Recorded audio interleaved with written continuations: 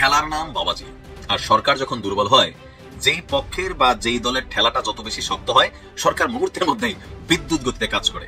তো প্রশ্ন হচ্ছে, কাজে যদি করবেন তাহলে ঠেলাঠেলি খাইয়া কেন করবেন? 3 দিন আগে একটা সিদ্ধান্ত নিতে গেলে 3 দিন পরে আপনারা নড়ে যান। যে জিনিসটা ওই যে তাহের ভাই বলছিল, কথা কিন্তু ঠিক, সোজা আঙ্গুলে না উঠলে আঙ্গুল বাঁকা করব, তখন কিন্তু সরকার সোজা হবে। পুলিশের পক্ষ থেকে বলা হয়েছে সন্ত্রাসীদের পাওয়া মাত্র ব্রাশ ফায়ার করা হবে।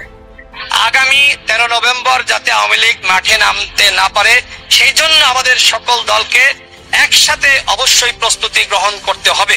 এই 13 নভেম্বর হাসিনা স্বপ্ন দেখতেছে, আজকে হচ্ছে 10 তারিখ, 13 তারিখে কি যেন একটা করবি, তাহলে ঢুকে দেখ, চাপা ভেঙে দিবি। যারা এই কাজগুলি করতেছে এরা কিন্তু সব দুষ্কৃতিকারী।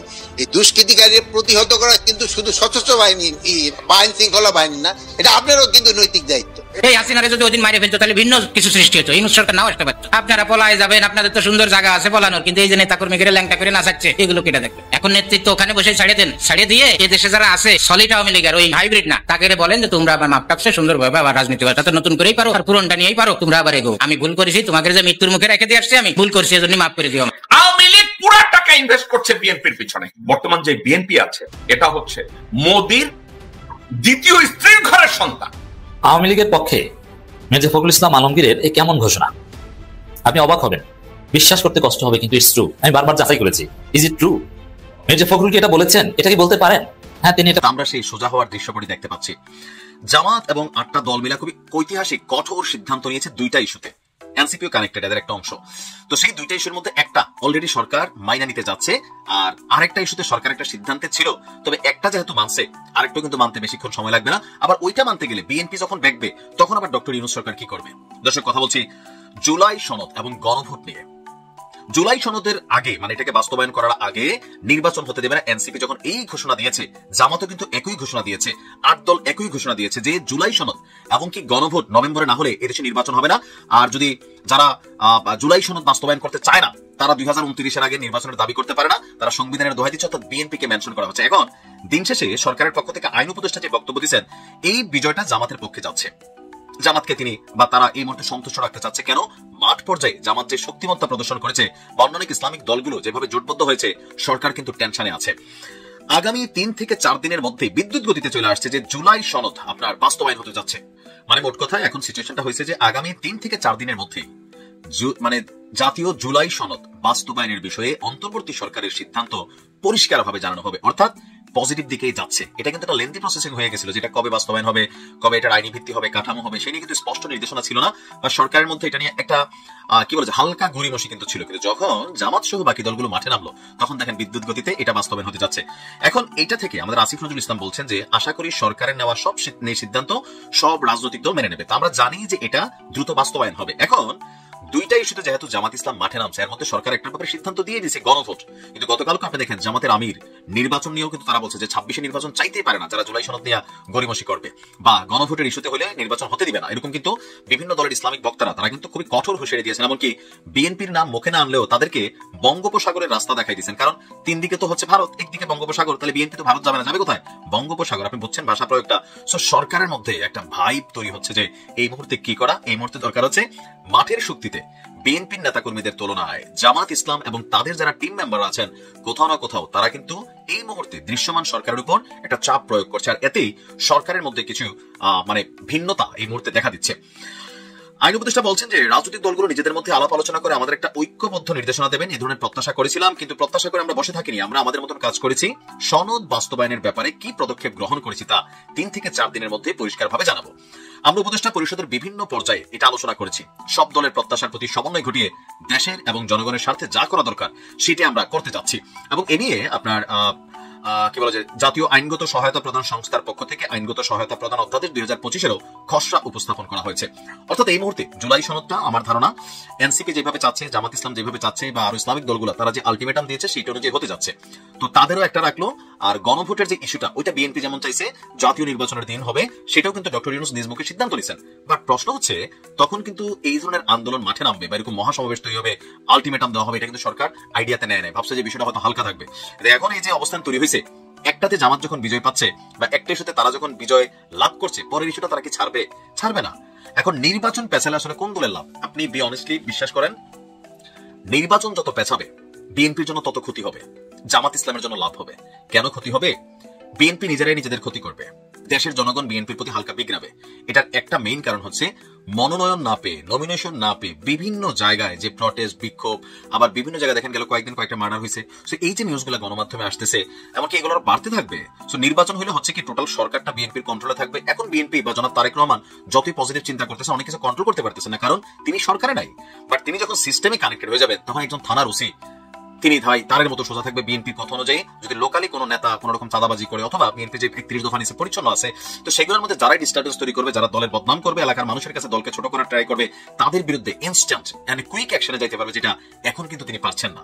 সো নির্বাচন যত বিলম্বিত হবে, বিএনপির রাজনৈতিক অবস্থানে নেগেটিভিটি তৈরি আসবে, আর জামাতের প্রতি মানুষের পজিটিভিটি তৈরি হবে। এটা কিন্তু বি অনেস্টলি, যার কারণে কোথাও না কোথাও জামাত যতই বলুক মুখে মুখে ফেব্রুয়ারিতে নির্বাচন চায়, বাট জামাত নির্বাচন পিছাইতে পারলে তাদের জন্য লাভ আছে। এই কেমন ঘোষণা! আপনি অবাক হবেন, বিশ্বাস করতে কষ্ট হবে, কিন্তু ইটস ট্রু। আমি বারবার যাচাই করেছি। Is it true? Mirza Fakhrul কি এটা বলেছেন? এটা কি বলতে পারেন? হ্যাঁ, তিনি এটা বলেছেন, এটাই বিএনপির স্ট্যান্স, এবং তারেক রহমানের নির্দেশে এটা বলেছেন। কি? আওয়ামী লীগের বিরুদ্ধে যত মামলা আছে তুলে নেব। মির্জা ফখরুল কেমন লাগে? কি করবেন আপনি? হাতের কাছে পেলে এই ভারতের দালালকে, আওয়ামী লীগের দালালকে কি করতেন বলেন? দালালের বাচ্চা দালাল, রাজাকারের বাচ্চা, পাকিস্তানের রাজাকারের বাচ্চা, ভারতের দালাল। নইলে গণহত্যাকারীদের কিছুতেই, গণহত্যাকারীদের আইনি বিচারও চায় না, আর রাজনৈতিক মত তো চাই না। কি চায় এই রাজাকারের বাচ্চা, ভারতের দালাল, আওয়ামী লীগের দালাল? কেন এটা বলেছে? আমরা কঠিন প্রতিবাদ করব। প্রত্যেক জনগণকে, প্রত্যেক জুলাই যোদ্ধাকে মির্জা ফখরুলের এই বক্তব্যের বিরোধিতা করতে হবে, প্রতিবাদ করতে হবে, এবং মির্জা ফখরুলকে ক্ষমা চাইতে হবে, সে আলটিমেটাম দিতে হবে। আওয়ামী লীগের বিরুদ্ধে যত মামলা আছে তুলে নিব, মানে যদিও জানি যে এটা আপনি অস্বীকার করবেন, আপনি বলবেন না আমার বক্তব্য বিকৃত হয়েছে, আমি এভাবে বলতে চাইনি। আপনাদের আদর্শই এটা আপনাদের দলীয় নির্দেশ। এবং আওয়ামী লীগের পক্ষে বলবেন এর আগের দিন, এবং মুক্তিযুদ্ধ, আওয়ামী লীগের পক্ষে, এগুলোই এখন গত 3 দিন যাবত তারেক রহমানের নির্দেশে মির্জা ফখরুল্লাহ করছেন। 3 দিন একই কাজ করছেন, এবং বলছেন যে নৌকার লোকজন আপনাদের ভয় নাই, ধানের শীষ আপনাদের পাশে আছে। কেন বলছেন? কেন তারেক রহমানের নির্দেশে বিএনপি এখন আওয়ামী লীগ পুনর্বাসনের রাজনীতি করছে, গণহত্যাকারীদের পুনর্বাসনের রাজনীতি করছে, ফ্যাসিস্ট পুনর্বাসনের রাজনীতি করছে? এর কারণ হচ্ছে স্পষ্ট, যে ধানের শীষের বিএনপির জাতীয়তাবাদ এবং ইসলামী মূল্যবোধের যে ভোট, এটা জয় বাংলা হয়ে গেছে। এই ভোট নাই, এই ভোট সব জামাত হয়ে গেছে, এই ভোট সব দাড়িপাল্লা হাত পাকা হয়ে গেছে। লক্ষ লক্ষ বিএনপির ভোটার স্পষ্ট করে বলছে, আমরা জরিপ করে কথা বলে জানতে পেরেছি, বিয়ন্ড রিজনেবল ডাউট, সন্দেহাতীতভাবে সত্য যেটা বলছি, লক্ষ লক্ষ, সেটা কোটিও হতে পারে, বিএনপির ভোটাররা বলছে আগে বিএনপি করতাম, এখন আর করি না। কারণ আমরা আগে যে বিএনপি করতাম, এই বিএনপি সেই বিএনপি না। বিএনপির পদধারী হাজার হাজার নেতারাই কথা বলছে। বাংলাদেশের যে কোনো একটা ঐতিহ্যবাহী জেলার বিএনপির সহ সভাপতি আমাকে বলছে, এই বিএনপি আমি করব না, সুযোগ পেলেই দল পরিবর্তন করব যদি নমিনেশনে কোনো আশ্বাস পাই। কারণ যে আদর্শ নিয়ে বিএনপি করতাম, এতদূর এসেছি, সে আদর্শ এই বিএনপির মধ্যে নেই। এই বিএনপি কোন বিএনপি? এটা জিয়াউর রহমানের বিএনপি নয়, খালেদা জিয়ার বিএনপি নয়। খালেদা জিয়াকে যারা ভালোবাসে, জিয়াউর রহমানকে যারা ভালোবাসে, তারা এখন জামাত করে, দাড়িপাল্লা করে, হাত পাখা করে, শাপলার গলি করে। বিএনপিরা জানে যে তাদের ভোট নাই, এজন্যই এখন আওয়ামী লীগের পক্ষে সরাসরি ঘোষণা দিচ্ছে যে আওয়ামী লীগের সব মামলা তুলে নেবে, যাতে আওয়ামী লীগের লোকজন এই লোভে বিএনপিকে ভোট দেয়। আরে আওয়ামী লীগ তো পালিয়েছে। আপনার পালাতক আওয়ামী লীগের এই ভোট যদি পেতে চান, আপনার ভোট 1% থাকবে না। শুধু সরাসরি যারা চাঁদাবাজির সাথে রিলেটেড, এদের ভোট পাবেন, এর বাইরে কারো ভোট পাবেন না। তা আওয়ামী লীগকে মানুষ ঘৃণা করে, আওয়ামী লীগের কিছু ফিক্সড ভোটার আছে, সেটা আপনি হয়তো পাবেন এই কৌশল। কারণ যদি ঘোষণা দেয় যে আওয়ামী লীগের বিরুদ্ধে কোনো মামলা থাকবে না, কোনো বিচার টিচার হবে না, তাহলে অবশ্যই আওয়ামী লীগের লোকজন ভোট দিতে পারে। কিন্তু সেটা কখনো আপনার এই চাঁদাবাজি ভোট, বিএনপির ভোট না, বিএনপির ভোট বিএনপিকে দিবে না, ওটা চলে গেছে। চাঁদাবাজি ভোট এবং আওয়ামী লীগের ভোট, এই দুইটা মিলে 20%-এর বেশি হবে না। অর্থাৎ মির্জা ফখরুল আপনি নিজেই এমপি হতে পারবেন না। আপনার এলাকা হিন্দু অধ্যুষিত এলাকা, তারা দেলোয়ারকে ভোট দেওয়ার জন্য বসে আছে, ধানের শীষের পক্ষে গণজোয়ার। খালেদা জিয়া জীবনে পরাজিত হয়নি, শেষ পর্যন্ত আমি বিশ্বাস করি খালেদা জিয়া নির্বাচন করবেন না। খালেদা জিয়ার একটা ব্যক্তিত্ব আছে, কারণ এই যে 3 আসনে তার নাম ঘোষণা করেছে, ওটা হয়তো সে জানেও না। 2018 সালে জেলে খালেদা জিয়াকে প্রার্থী করার জন্য কাগজপত্র নিয়ে গেছিল বিএনপি, খালেদা জিয়া ছিঁড়ে ফেলে দিয়েছিল। কেউ জানেন এটা? আমি জানি, জেনে বলছি, দায়িত্ব নিয়ে বলছি। খালেদা জিয়ার ব্যক্তিত্ব আছে, খালেদা জিয়াকে জেলে রেখে বিএনপি নির্বাচন করবে, আর সে অবৈধ নির্বাচন খালেদা জিয়া করুন। খালেদা জিয়া এত ব্যক্তিত্বই না, খালেদা জিয়া আমাদের রেসপেক্টেবল। এই জায়গায় খালেদা জিয়া যখন সাইনের বিষয় আসবে, তখন হয়তো তিনি সাইন দেবেন না, ছুড়ে ফেলে দিবেন যে আমি মৃত্যুপ্রায় একজন মানুষ, আমাকে 3 আসনে প্রার্থী করো, ফাইজলামি শুরু করেছো, আমি জীবনে হারি নেই, এবার আমাকে পরাজিত করবা। আর যদি বাইচান্স শেষ পর্যন্ত খালেদা জিয়া নির্বাচন করেন, 3 আসনই পরাজিত হবে। এই যে করুণ পরিণতি বিএনপির, এটা দেখে এখন আওয়ামী লীগের ভোটের আশায় মির্জা ফখরুল বলছেন আওয়ামী লীগের বিরুদ্ধে যত মামলা আছে তুলে নেব। আমরা কঠিন প্রতিবাদ জানাই, তীব্র নিন্দা জানাই। মির্জা ফখরুলকে জন্য ক্ষমা চাইতে হবে, শুধু ক্ষমা চাইলে হবে না, আসলে এটা করবে, এই রাজনীতি থেকে ফিরে আসতে হবে, একটা ঐক্যমত থাকতে হবে যে না, আওয়ামী লীগের কোনো রাজনীতি বাংলাদেশে চলবে না, এনসিপি এই জায়গাটাই রাজনীতি করবে। এনসিপি চালাক হলে এর বিরুদ্ধে কর্মসূচি দিবে, বিক্ষোভ কর্মসূচি দেবে মির্জা ফখরুলের বিরুদ্ধে, এবং জামাতের উচিত এই বক্তব্যে আনুষ্ঠানিক স্টেটমেন্ট দিয়ে প্রতিবাদ করা, এবং করবে। আপনাদেরকে ধন্যবাদ আমার কথা শোনার জন্য। গতকালকে বিএনপির মহাসচিব মির্জা ফখরুল ইসলাম আলমগীর ঠাকুরগাঁও সদরের একটি ইউনিয়নের একটি জনসভায় তিনি একটি কথা বলেছেন। সেই কথা তিনি কি বলেছেন এটা হুবহু আপনাদেরকে পড়ে শুনাই। তিনি বলেছেন যে আমরা প্রতিহিংসা ও প্রতিশোধের রাজনীতি করতে চাই না। আওয়ামী লীগ যেভাবে নির্বিচারে মামলা করেছে আমরা সেই পথে হাঁটতে চাই না, বরং আওয়ামী লীগের বিরুদ্ধে যত মামলা আছে সবগুলোই আমরা তুলে নেব। মানে আওয়ামী লীগের বিরুদ্ধে যত মামলা আছে সবগুলোই তিনি তুলে নেবেন যদি বিএনপি ক্ষমতায় আসে। তাহলে এখন প্রশ্ন হচ্ছে যে তিনি কিভাবে মামলা তুলে নেবেন? তার মানে কি আওয়ামী লীগের বিরুদ্ধে যত মামলা হয়েছে সেই 5ই আগস্টের পর থেকে সব মামলাই ভুয়া? যেহেতু তিনি তুলে নেবেন, বিএনপি ক্ষমতায় আসলে আওয়ামী লীগের বিরুদ্ধে সব মামলা তুলে নেওয়া হবে, তিনি নিজেই বলতেছেন। তার মানে সব মামলাগুলি ভুয়া, এবং এই মামলাগুলো আসলে আওয়ামী লীগের লোকের বিরুদ্ধে হয়রানিমূলক মামলা, এতে কোনো সন্দেহ নাই। যেহেতু মির্জা ফখরুল বলতেছেন তিনি তুলে নেবেন, মামলা তুলে হতে পারে কখন? যখন সেই মামলাটা আসলে মিথ্যা মামলা হয়। তার মানে কি তিনি বলতে যাচ্ছেন যে যত মামলা হয়েছে আমাদের বিরুদ্ধে সবই মিথ্যা মামলা? এই জুলাই অভ্যুত্থান ঘটেনি, জুলাই অভ্যুত্থানে কোনো মানুষ মরেনি, এই জুলাই অভ্যুত্থানে আওয়ামী লীগের কোনো দোষ নাই, সব মামলা মিথ্যা মামলা। এখন অবাক লাগে কি জানেন, যে আওয়ামী লীগের বিরুদ্ধে যত মামলা হয়েছে তার 90% মামলার বাদী হচ্ছে কিন্তু বিএনপির লোকজন, মূল দল, ছাত্র দল, যুব দল, কৃষক দল, শ্রমিক দল, এইরকম। তো কেন এই মামলাগুলো হয়েছে?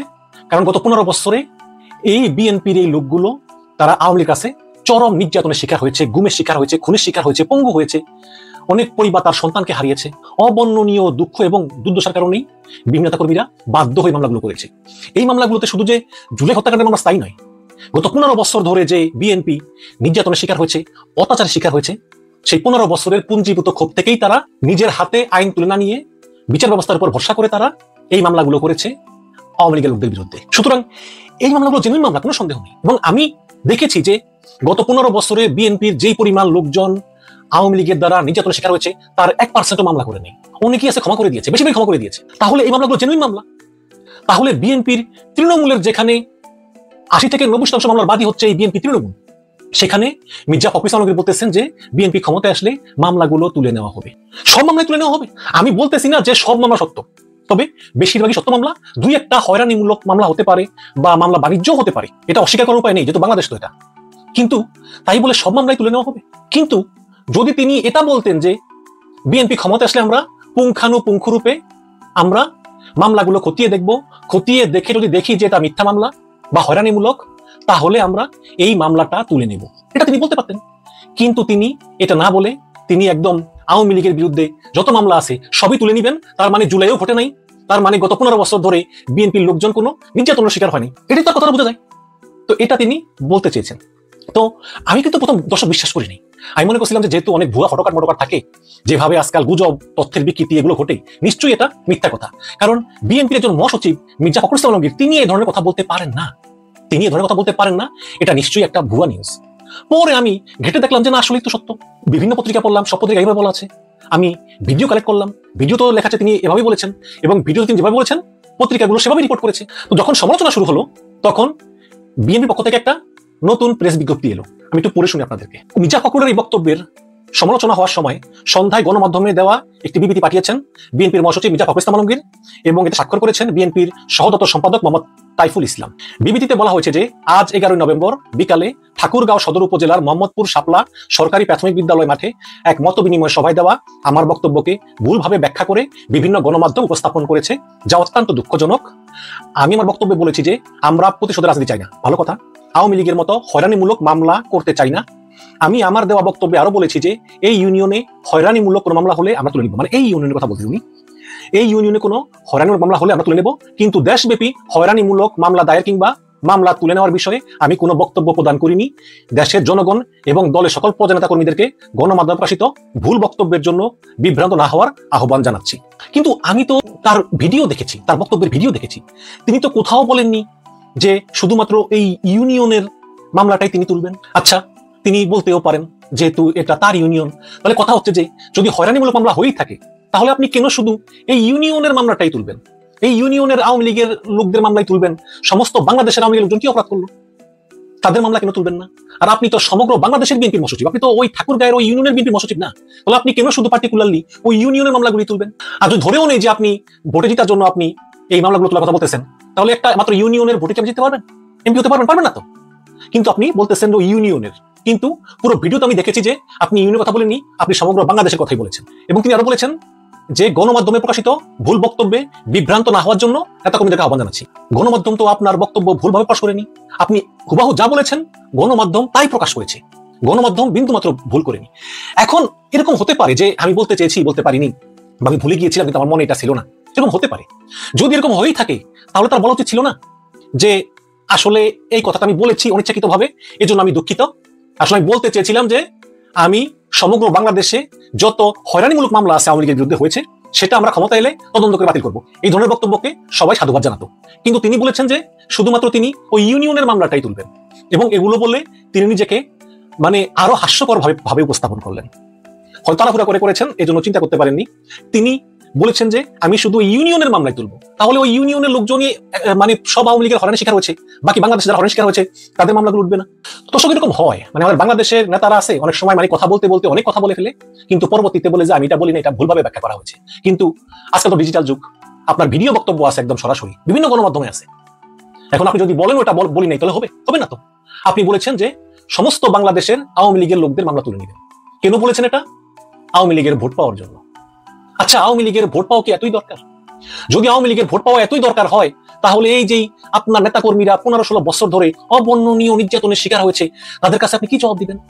আওয়ামী লীগের বিরুদ্ধে সব মামলায় কি মিথ্যা? দুই একটা মিথ্যা মামলা থাকতেই পারে, আমি স্বীকার করতেছি, বাট সব মামলা মিথ্যা। এই জুলাইতে 1,500 লোকের প্রাণহানি ঘটলো, এই সব মামলাগুলো মিথ্যা। ক্ষমতায় আসলে সব মামলাগুলো তুলে নেবেন, আওয়ামী লীগের কোনো দোষ নাই। আপনি কি জবাব দিবেন আপনার 15-16 বছর ধরে নির্যাতিত নেতাকর্মীদেরকে? আপনি কি জবাব দিবেন জুলাইয়ে নিহত পরিবারের কাছে? কি জবাব দিবেন জুলাই আহত প্রায় 20,000 পঙ্গু লোকদের নিকট? আপনি আওয়ামী লীগের কটা ভোটের জন্য আপনি বলতেছেন যে সব মামলা তুলে নিবেন, পরে আবার মিথ্যাচারও করতেছেন পত্রিকায় একদম বিবৃতি দিয়ে। আমি দেখেছি জামাতের অনেক নেতাকর্মী আছে, তারা বলতেছে যে আওয়ামী লীগের ভোট আমাদের দরকার, আওয়ামী লীগ দাঁড়িপাল্লায় ভোট দিবে। দেখুন, যত মামলা আছে আওয়ামী লীগের বিরুদ্ধে, আমি তো বলেছি তার 90% হচ্ছে বিএনপির লোকজন হচ্ছে তার বাদী। এবং এর কারণও আছে, কারণ এই জুলাই আন্দোলনের যে বৈষম্য ছাত্র আন্দোলন, তারা তো নতুন এসেছে, কিন্তু 15টা বছর ধরে আওয়ামী লীগের বিরুদ্ধে এককভাবে সংগ্রাম করে গেছে বিএনপি। এবং এই মির্জা ফখরুল ইসলাম আলমগীর তিনিও অবর্ণনীয় নির্যাতনের শিকার হয়েছেন, এবং তিনি এই অসুস্থ শরীর নিয়ে দিনের পর দিন তিনি নিজেও কিন্তু আওয়ামী লীগের বিরুদ্ধে সংগ্রাম করে গিয়েছেন, কারাবরণ করেছেন, মামলা হয়েছে, জেল খেটেছেন, কত জুলুম হয়েছে। এখন এই সামান্য কয়টা আওয়ামী লীগের ভোটের জন্য তিনি সব মামলা তুলে নেবেন? তাহলে এই যে জুলাই সনদ, জুলাই আন্দোলন, তারপরে হাসিনার পালিয়ে যাওয়া, এসব কিছুকে আপনারা স্বীকার করেন না। আপনারা তো নিজেদেরকে বলেন যে জুলাই আন্দোলনের পক্ষের শক্তি, আপনারা পক্ষের শক্তি, জামাত পক্ষের শক্তি। তারপর যদি এই জুলাই আন্দোলনের পক্ষের শক্তি হয়ে থাকেন, তাহলে আপনারা দেখেন নাই এই গত 15 বছর আওয়ামী লীগের কর্মকাণ্ড কি হয়েছে? দেখেন নাই এই জুলাইয়ের 36 দিনে আওয়ামী লীগ কি পরিমাণ লোককে মেরেছে? তাহলে আপনি কোন বিবেচনায় বলেন যে বিএনপি ক্ষমতায় আসলে আওয়ামী লীগের সব মামলা তুলে নেওয়া হবে? পরে আবার আপনার মতো একজন উচ্চ পর্যায়ের নেতা সমালোচনার মুখে আপনি আবার পরে আরেকটা মিথ্যা কথা বলে দিলেন। আপনি বলতে পারতেন যে আমি যা বলতে চেয়েছি তা হয়তো শেষ করতে পারিনি, আমি বলতে চেয়েছিলাম যে আমি সমস্ত বাংলাদেশে আওয়ামী লীগের লোকদের বিরুদ্ধে কোনো হয়রানিমূলক মামলা হয়ে থাকে সেটা আমি তুলে নেব, কিন্তু আপনি ঢালাও ভাবে সব মামলা তুলে নেবেন। তার মানে আওয়ামী লীগের বিরুদ্ধে মামলা সব মামলায় ভুয়া, এসব মামলার কোনো মেরিট নেই। মানে আপনি কি প্রমাণ করতে যাচ্ছেন? আপনি ভোট পাওয়ার জন্য কি আওয়ামী লীগ খুশি করতে যাচ্ছেন, নাকি আপনি আসলে ভারতকে খুশি করতে যাচ্ছেন? মানে আপনি আপনার চিন্তা ভাবনাটা কি? দর্শক, আমার বুঝে আসে না। তবে শুধু একটা কথাই বলি কি জানেন, যে চাকরির যেমন অবসরের বয়স থাকে, রাজনীতিও তেমনি একটা অবসরের বয়স থাকা উচিত। একটা পর্যায়ের পরে আর রাজনীতি করা ঠিক না। মির্জা ফখরুল ইসলাম আলমগীর আমাদের অত্যন্ত সম্মানিত একজন মানুষ, তিনি আমাদের চোখে সম্মানের পাত্র। তার অবদান, তার ত্যাগ, ফ্যাসিবাদ বিরোধী আন্দোলনে তার অবদান ইতিহাসের পাতায় লেখা থাকবে। কিন্তু এখন তিনি যেসব কথা বলতেছেন, এইসব কথা তাকে বিতর্কিত ভাবে উপস্থাপন করবে, এবং তার পূর্বে যত ত্যাগ সব মানুষ ভুলে গিয়ে নতুন একজন ফ্যাসিস্টের সহায়তাকারী, ফ্যাসিস্টের সিম্পিটাইজ হিসাবে তাকে দেখবে, এবং এটা তার জন্য সুখকর না। আমি মনে করি মির্জা ফখরুল ইসলাম আলমগীরের সম্মান থাকতে থাকতে এখনই তাকে পদত্যাগ করে রাজনীতি থেকে অবসর নেওয়া উচিত। আওয়ামী লীগ পুরো টাকা ইনভেস্ট করছে বিএনপির পিছনে। বর্তমান যে বিএনপি আছে এটা হচ্ছে মোদির দ্বিতীয় স্ত্রীর ঘরের সন্তান। আমিও নির্বাচন চাই, আমিও অংশগ্রহণমূলক সুষ্ঠু একটা নির্বাচন চাই, কিন্তু নির্বাচন পাইতে গেলে ওই নির্বাচনটা যেন কোনো অবস্থাতে ম্যানিপুলেটিভ না হয়। ওই নির্বাচনের ভোটাধিকার কোন অবস্থাতে যেন লঙ্ঘন করা না হয়। একজন জনগণ একটা কোকের বোতল, একটা বিরিয়ানির প্যাকেট আর 500 টাকার জন্য ভোট দিতে জন্য না চায়। বর্তমানে দেশের যে পরিস্থিতি, আওয়ামী লীগ এবং বিএনপি তারা একত্র হয়ে, আওয়ামী লীগ পুরো টাকা ইনভেস্ট করছে বিএনপির পিছনে। এই কুত্তার বাচ্চা বিএনপি যেটা এখন চালাচ্ছে, এরা কোনো বিএনপি না, এরা কোনো সুসন্তান না। They become devil, they become jars. এরা কোনোদিন বাংলাদেশের সন্তান হইতে পারে না। শহীদ রাষ্ট্রপতি জিয়াউর রহমান যে বিএনপি তৈরি করে গেছে, আমি ওই বিএনপি চাই, ওই বিএনপিকে আমি মাঠে চাই। আর জামাত বলছে 16 তারিখ তারা প্রধান উপদেষ্টার বাসভবন ঘেরাও করবে অনির্দিষ্টকালের জন্য। বিএনপি জামাত গণভোট ইস্যুতে এখন মুখোমুখি। 15 তারিখ কি চমক দিবেন প্রফেসর ইউনূস? পাশাপাশি এনসিপির মধ্যে নিজেরা নিজেদের মধ্যে কামড়াকামড়ি বাড়ছে। তারপরও নতুন কিছু চমক আসতে পারে এনসিপির ভেতর থেকে। চলেন এই বিষয়গুলো আমি আপনাদের একটা একটা করে জানাবার চেষ্টা করছি। প্রথম যে খবরটি দিয়ে শুরু করতে চাই, জামাত ইসলাম তারা আজকে নতুন কর্মসূচি ঘোষণা করেছে। তারা বলছে আগামী 16 নভেম্বরের মধ্যে যদি 5 দফার দাবি মেনে না নেওয়া হয়, তাহলে প্রধান উপদেষ্টার যে বাসভবন রয়েছে যমুনা, তার সামনে অনির্দিষ্টকালের জন্য অবস্থান কর্মসূচি পালন করবেন তারা। আজকে 8টি সমমনা দলের গুরুত্বপূর্ণ মিটিং শেষে এই সিদ্ধান্ত নেওয়া হয়। তারা যে কর্মসূচি ঘোষণা করেছে তার মধ্যে আগামীকাল 13 নভেম্বর অর্থাৎ আওয়ামী লীগের লকডাউন ডে, এই দিনটিতে সকল নেতাকর্মীকে মানে জামায়াত, চরমনাই, খেলাফতে মজলিস সহ তাদের যে 8টি সমমনা দল রয়েছে তাদের প্রত্যেকের সকল অঙ্গ সংগঠনকে নির্দেশ করা হয়েছে 13 তারিখ মাঠে থাকার জন্য, আওয়ামী লীগকে দৌড়ানোর জন্য। অর্থাৎ পুলিশ প্রশাসন বা নিরাপত্তা বাহিনীকে সহযোগিতা করতে আগামীকাল ইসলামী 8টি সমমনা দল মাঠে থাকবে। 14 তারিখ জামাত ইসলাম সারা দেশে বিক্ষোভ করবে, জেলা এবং বিভাগীয় পর্যায়ে। এবং 16 তারিখ তারা সকল দলগুলো মিলে একটি বৈঠক করবে এবং সেই বৈঠকের পর আল ফালা মিলনায়তনে তারা জরুরি সংবাদ সম্মেলন করে পরবর্তী আন্দোলন কর্মসূচির ঘোষণা দেবে। একটা প্রশ্ন আসছে না, 15 তারিখটা বাদ দিল কেন জামাত বা ইসলামী দলগুলো? 15 তারিখটি হলো প্রফেসর ইউনূসের পক্ষ থেকে আমাদের একজন উপদেষ্টা, নারী উপদেষ্টা, তিনি জানিয়েছেন 15 তারিখ সরকার তার সিদ্ধান্ত জানাবে। আজকে 12 তারিখ আসছে, 15 নভেম্বর সরকার তার সিদ্ধান্ত জানাবে। এবং 15 তারিখ জুলাই সনদের স্বাক্ষর করতে পারেন প্রফেসর ইউনূস। অর্থাৎ জুলাই সনদটির রাজনৈতিক দলের স্বাক্ষর শেষে 15 তারিখ এটি আইনি ভিত্তির জন্য রাষ্ট্রের প্রধান নির্বাহী স্বাক্ষর করবেন। এরপর এটি গণভোটের জন্য প্রস্তুত হবে। প্রশ্ন হলো, প্রফেসর ইউনূসকে আমরা প্রতিটি রাজনৈতিক দল যখন সসম্মানে বসালাম এই পদে এবং তাকে রাষ্ট্রের গুরুত্বপূর্ণ পদে শুধু না, তাকে সর্বোচ্চ সাপোর্ট দিয়ে আমরা অন্তর্বর্তীকালীন সরকার প্রদান করলাম। ইন্টারেস্টিং ব্যাপার হলো যে বিএনপি হঠাৎ করে বলছে যে জুলাই সনদের স্বাক্ষর তিনি নন, এটা করবে রাষ্ট্রপতি শাহাবুদ্দিন চুপ্পু। অর্থাৎ শেখ হাসিনার আস্থাভাজন, শেখ হাসিনার গৃহপালিত প্রেসিডেন্ট চুপ্পুর প্রতি বিএনপির আস্থা ভরসা বেড়ে গেছে। আসলে বিএনপি চাইছেটা কি? বিএনপি ইউনূসকে এই স্বাক্ষরের উপযুক্ত মনে করছে না, মনে করছে চুপ্পুকে। এখন প্রশ্ন হলো, এই ইস্যুটি দিয়ে বিএনপি আসলে কি চাইছে? বিএনপি আসলে চাইছে ইউনূসকে একটা টাফ টাইম দিতে এবং ইউনূসকে ভয় দেখাতে যে আপনি যদি আমাদের কথা না শোনেন তাহলে আসছে দিনগুলোতে আপনার গলাতে ফাঁসির রশিও ঝুলতে পারে। আর জামাত ইসলাম চাইছে ইউনূসকে বাঁচাতে। কিরকম? যে জুলাই সনদটি স্বাক্ষরের শেষে আইনি ভিত্তির জন্য এটার আদেশ জারির পর গণভোটে পাঠিয়ে এটিকে বৈধ করে ফেলুন। এরপর আর কেউ আছে, আর কেউ কোনো শক্তি নেই যে ইউনূসকে বা এই উপদেষ্টা পরিমণ্ডলকে বা জুলাই বিপ্লবীদের আটকাতে পারবে। কিন্তু জামাত এই কৌশলটি নিলেও, মানে এই বিপ্লবীদের বা উপদেষ্টাদের বা প্রধান উপদেষ্টাকে বাঁচাতে চাইলেও বিএনপি একটা ফাঁক রেখে দিতে চাইছে। চুপ্পুকে তারা প্রধান নির্বাহী মনে করছে। অর্থাৎ এই স্বাক্ষর করার আইনি বা সাংবিধানিক বৈধতার দিক থেকে প্রেসিডেন্টকে তারা উপযুক্ত মনে করছে। আসলে এটা তারা একটা কৌশল নিচ্ছে ইউনূসকে চাপে রেখে তাদের নির্দেশগুলো বাস্তবায়নের জন্য। এটা বলছেন রাজনৈতিক বিশ্লেষকরা। ইতিমধ্যে যে বিষয়গুলো আসছে সেটি হলো, বিএনপির যিনি এই মুহূর্তে সবচেয়ে গুরুত্বপূর্ণ নেতা সালাউদ্দিন আহমেদ বলছেন নোট অফ ডিসেন্ট ছাড়া গণভোট আয়োজন করার কোনো বিষয় ঐকমত্য কমিশনে আলোচনা হয়নি। তিনি এটা বলছেন। তিনি নিজ বাসভবনে আজকে সাংবাদিকদের সাথে কথা বলার সময় বলছেন যে জাতিকে বিভক্ত করে এমন কোন পদক্ষেপ না নিতে সরকারের প্রতি আমরা আহ্বান জানাই। জাতিকে বিভক্ত করছে আসলে কারা?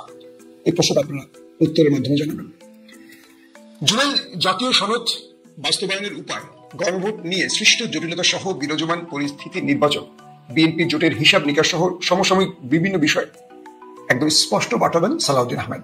তিনি বলেন, নোট অফ ডিসেন্ট ছাড়া গণভোট আয়োজন করার কোনো বিষয় ঐক্যমত কমিশনের আলোচনা হয়নি।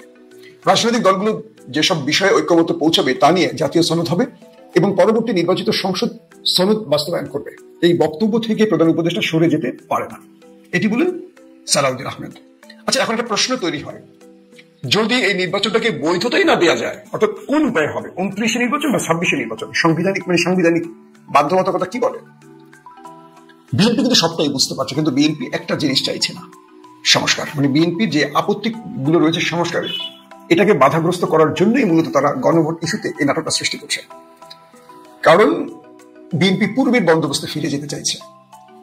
বারবারই কথাটি বলছি যে শেখ হাসিনা আজকে থাকলে ক্ষমতা, বিএনপি গণভোটের ইস্যুতে, সংস্কারের ইস্যুতে সবার আগে 1 নম্বরে থাকতো, যে আজকে গণভোট দেন। আর যা প্রস্তাব আসছে ঐক্যমত কমিশনে, আমি এখনই সিগনেচার দিলাম, 2 দিন পর সময় নেওয়া লাগবে না।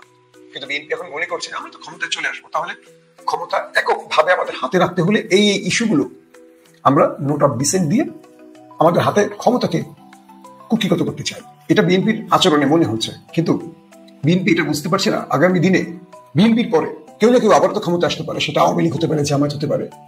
তখন বিএনপি আবার মাঠে নামবে, আমরা ভুলে নোট অফ ডিসেন্ট দিছি, আসেন আমরা আবারও সংবিধান পরিবর্তন করি, 72 বাদ দেন, আমরা নতুন করে সংবিধানকে তৈরি করি। বিএনপি তাই করে, যাহা নিজেরা হারায় নিজেদের ভুলে। দর্শক, এরপরের যে গুরুত্বপূর্ণ আলোচনাটি আছে সেটি হলো, দিল্লিতে বড় বড় গুরুত্বপূর্ণ মিটিং করছেন শেখ হাসিনা। আজকে শেখ হাসিনার সাথে তার মেয়ে পুতুলের ব্যাপক বাক বিতণ্ডা হয়েছে বলে একটি জাতীয় দৈনিক প্রকাশ করেছে।